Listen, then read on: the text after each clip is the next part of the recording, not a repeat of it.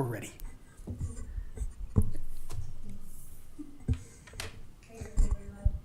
Okay, we will get started. Welcome to Santaquin City Planning Commission meeting. It's Tuesday, October 22nd, 2024. All right. Commissioner Nixon is going to offer a thought tonight to get us started. Yes. Okay. Paulo Coelho, a Brazilian author and lyrist, said, "It's the possibility of having a dream come true that makes life interesting." Very good. Thank you. That was very good. That was very good. All right. Tonight, Commissioner Romero is going to lead us in the pledge. Please join me in the Pledge of Allegiance. I pledge allegiance to the flag of the United States of America and to the republic for which it stands, one nation, under God, indivisible, with liberty and justice for all. Okay, thank you. All right, here's our agenda for tonight. As you can see on the screen, we've got two proposed code amendments accompanied by public hearings. We're just going to proceed in that order.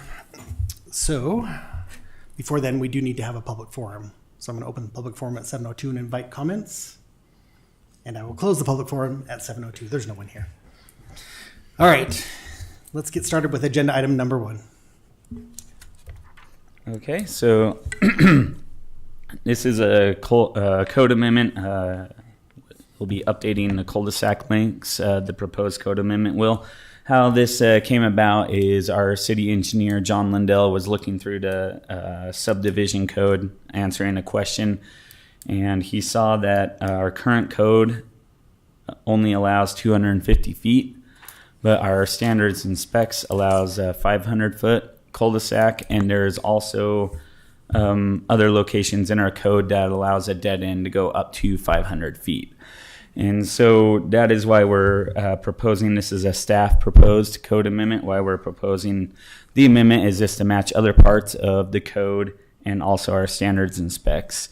So the other part of the code that allows a dead end road to be up to 500 feet is in our streets section, and it allows for anyone to have a dead end road up to 500 feet, but the city council can approve up to 750, but it has to be approved by the city council and has to meet certain criteria.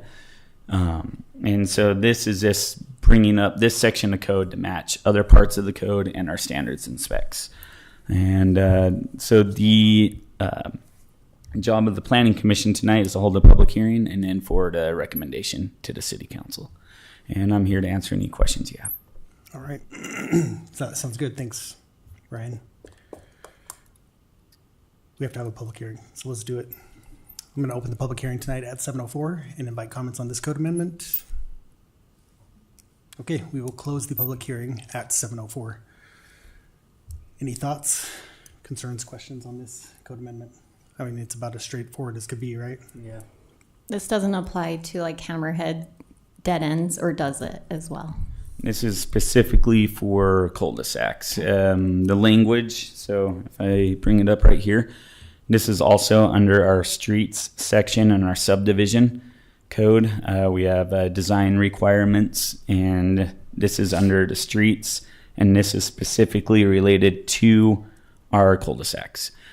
We do allow, again, 500-foot dead-end road right now, but they have to meet fire code requirements, so it'd have to have a hammerhead or be a cul-de-sac to meet that requirement.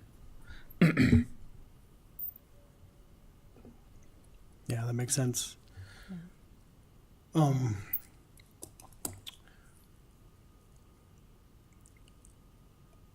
I remember when we've talked about this in the past, and there was been concerns raised about the length of cul-de-sacs or dead-end roads, specifically related to utilities and water looping and things like that. So I was prepared to ask about that, but you mentioned that this came about from engineering, basically, and so of course they're aware of that. So and they've proposed this change. So And I think that to follow up on that, Yeah. that is where we have our other code that talks about dead-end roads, where it doesn't have to be cul-de-sac. You can have a hammerhead, but it's a dead-end road that maybe will continue on in a future development. 500 feet is kind of where engineering thought it would be good, but maybe you can go up to 750 feet if you're meeting certain requirements. And so we actually updated that code about 4 years ago where the city council can extend it to 750, but that is about 750 to 1,000 feet from what I've, talking with our engineering departments about as far as they'd like to go. Because we do allow in our hillside overlay, we do allow cul-de-sacs to go 1,000 feet due to slope and things like that. Yeah.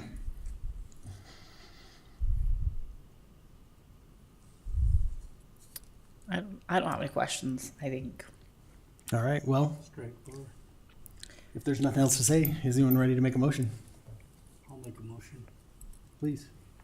Yeah, I make a motion to recommend approval of the proposed code amendment to allow the maximum length of the cul-de-sac to be 500 feet in length. Okay, we have a motion by Commissioner Romero. Do we have a second? I'll second. Second by Commissioner Moak. Any further discussion? Okay, let's vote. Commissioner Tolman. Yes. Commissioner Wade. Yes. Commissioner Wood, yes. Commissioner Nixon. Yes. Commissioner Romero. Yes. Commissioner Moak. Yes. Okay, that is forwarded with a positive recommendation and it's unanimous. All right, let's move on to agenda item number 2. This is the second proposed code amendment related to parking aisle widths. Okay, for this code amendment, it's to match fire code. The biggest thing is changing the two-way parking aisles to 26 feet. And then we also updated 2 figures. They are this one right here showing the two-way aisles, and then this one. On figure 2, the 18 feet was updated to match the written code as well. It was at 15 feet before. Okay, So we're increasing both of them. Yeah, the 26 is increased to what it was previously of 24 feet, and that's just per fire's request. And then the 18 feet is how it's changed in the written code. We were just updating that figure to match. And for the past, we've been wanting to propose this amendment for a couple of years now, and it's been a little bit slower on subdivision site plan side, so we've been able to start working on some of these code amendments. But fire code requires the 26-foot aisle, so in the past 2 years, we've required all parking aisles to be 26. So this is just bringing up our code to what we've been requiring people to do per fire code for the last 2 years. makes sense. Yeah. Okay, we also have a public hearing on this agenda item, so let's take care of that now. We'll open the public hearing at 7:09 and invite any comments. Okay, we will then close the public hearing at 7:09. Any discussion? I just had a question. Is fire code a statewide thing, or is it city by city? Is it? Yeah, it's. I only they ask have- because obviously we have to come in compliance with what fire needs, but because you always say that Santaquin's the example for parking for the for the state, and so I didn't know if this was making it more restrictive that they would again be mad at Santaquin about. That's a good question. I was wondering that as well. So yeah, definitely a good question. But It's the International Code Council and the National Fire Protection Association. So Yep. So every city will have to meet a 26-foot. Okay. yeah, thank you. I wasn't sure exactly what it was, so thanks for our council member for doing that. And yes, and every city would have to meet it, and it is something that fire code they've been really strict on, and nothing's really changing because we have been requiring this already for the last 2 years, 2-3 years since Ryan Lind has come in as fire chief. This is something that he's required, and so we're just bringing the code up to what we've been requiring for the last 3 years. So there's not any like parking lots that are not at that because it came before the requirements. Right So I now? think there's a few that were earlier, but pretty far back. So that doesn't, it's not like when it goes into effect, they have to change their parking lot or? No, if it was built to code at the time, It doesn't then have to be it's changed. really considered non-conforming, and they can keep it as is. So, for example, the Maracas parking lot doesn't have that 26 feet, but it was built that way a long time ago. So it's So if they resurface it, do they have to do it to code no. then? So if they were to redo their site, so rip out everything and start over, then yes. But if they keep their site the same, the parking the same, then they'd be okay. If they were, say they bought another lot next door and expanded the parking, that new It would have parking to be to area would code have there. to meet the code. Okay. But the old parking would not. Okay. So another way of thinking of it is grandfathered. The planning term is non-conforming, but another way of looking at it is it's grandfathered in. Yeah. Good question. All right. What else do we need to talk about on this one? I mean, I think it's good.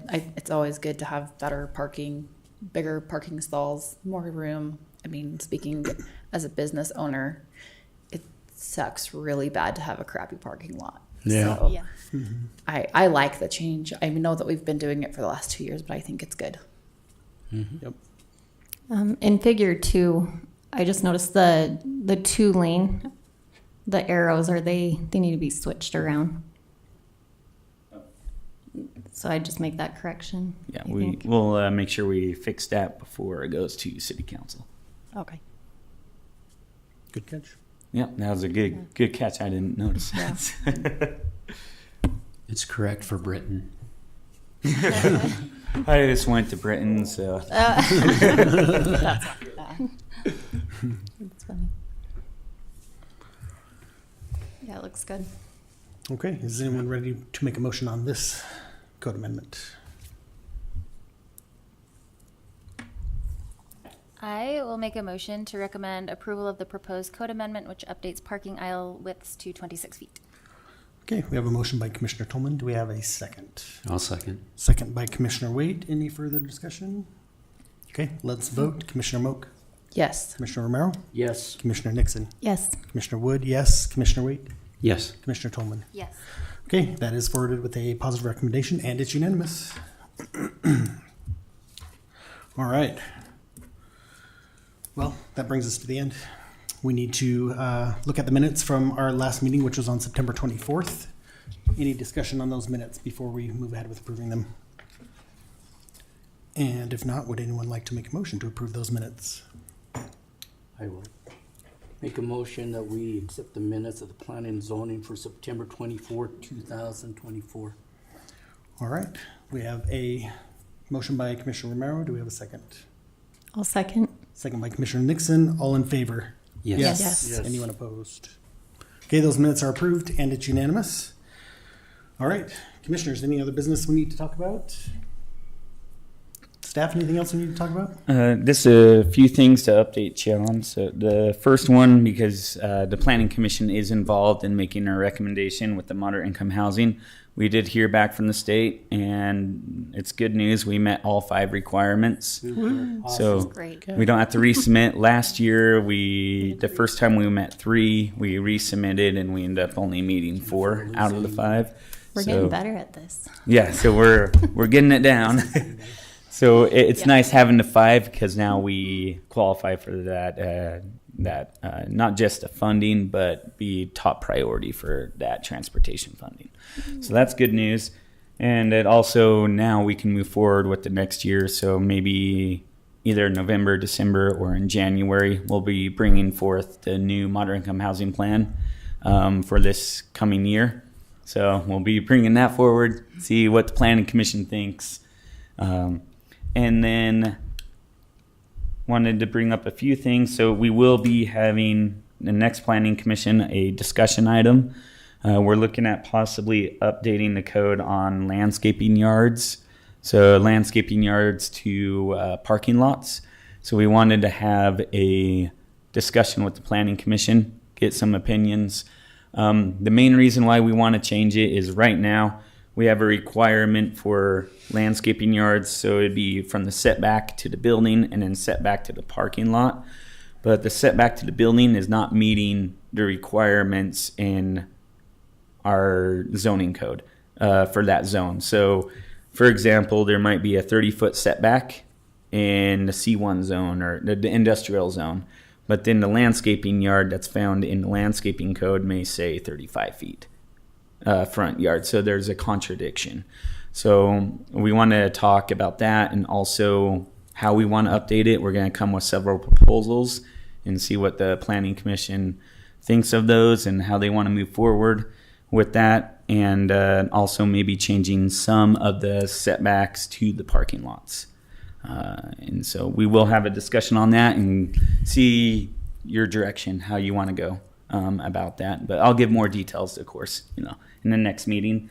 We possibly could be having another discussion item, and it'll be on the ADUs. We held off on the ADU discussion because we wanted to make sure we met the requirement for the moderate income housing, because if we didn't, then we were going to use this ADU update. But because we did, we're possibly thinking of doing another open house. We have some different ideas on that. We're not 100% sure yet, but that's probably going to be our possible proposal for one of the moderate income housing. So we can move forward with this ADU. So we're going to have that discussion probably next Planning Commission. And I'll present again what was brought up. I'll do my original, because it's been 3 or 4 months. So I'll do my original discussion that we had about what was discussed at the meeting. And then Aspen's been doing a lot of research on what other cities have been doing. Some of the Planning Commission wanted us to research some things about, the questions we had. And so Aspen's been doing a lot of that research. And so she'll present the findings that she's found on that. So those are 2 discussion items we'll be having. And then there's a possibility we could have a preliminary subdivision. It's 37 lots. It was forwarded to the Planning Commission, but they have to meet all the red lines. They still have a few things they need to do. If they get that done in time, it's a 37 lot preliminary plan up by the Orchards subdivision called Stratton Meadows. So that's all I have. But if you have any questions, I can answer any questions you may have. Great, thanks, Ryan. Remind us, if you would, when the deadline is to submit the moderate income housing requirements for next year. So when it comes to updating the general plan, we can do that anytime before, probably I'd say we'd want to have it done by at least June, but we want to have it done a lot sooner. But we have to submit what we have done by August, and they won't count anything, at least last year. I don't know if this will happen this year, but they won't count anything that is done that happens before we update the general plan. So if we update it in January and we met one of our requirements in December, they won't count that December. It has to be anything after we approved the general plan. So that's why we want to do it sooner or later. Mm-hmm. We weren't aware of that this year. They didn't tell us, but luckily we got everything done after we updated the general plan. They did say that's something that they might discuss to see, because we would like to have it the full year, it should be a reporting year, but that's something that we let the state know and are thinking of at least looking at, but we want to do it sooner than later. Yeah, that makes sense. Okay, thanks. All right, anything else? Okay, should we get out of here? Who wants to make a motion? We need a motion, I think. I make a motion to adjourn at 7:20. We're adjourned at 7:20. Thank you.